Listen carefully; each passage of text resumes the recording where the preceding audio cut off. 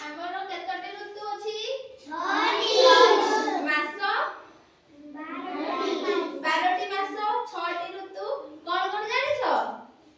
ସେଇଟା ଆମେ ଗୀତ ମାଧ୍ୟମରେ ପଢିବା। ଗୀତ ମାଧ୍ୟମରେ ପଢିବା ନା ମୁଁ କହିଦେବି? ଗୀତ ମାଧ୍ୟମରେ ପଢିବା। ମୁଁ ଯାହା କହିବି ତମେ ସେଇଆ କହିବ। ଗ୍ରୀଷ୍ମେ ବୈଶାଖ ଜ୍ୟେଷ୍ଠ ମାସ। ପ୍ରଚଣ୍ଡ ରୌଦ୍ର ପରକାଶ।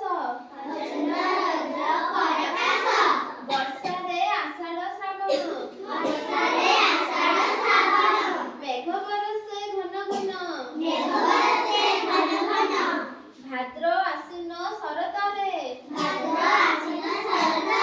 ନିର୍ମଳ ସଭା ଜଗତରେ। ହିମେ କାର୍ତ୍ତିକ ମାର୍ଗଶିର। ରାତିରେ ପଡ଼ଇ ଶିଶିର। ଶୀତରେ ପୌଷ ମାଘ ମାସ। ଦେହରେ ରଖ ଶୀତ ମାସ।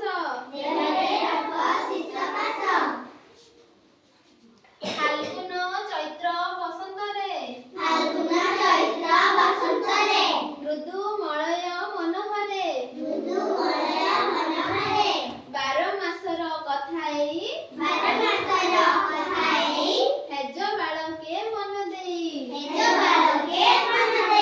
ତ ପିଲାମାନେ ଆମେ ଜାଣିଲେ 12ଟି ମାସ 6ଟି ଋତୁ।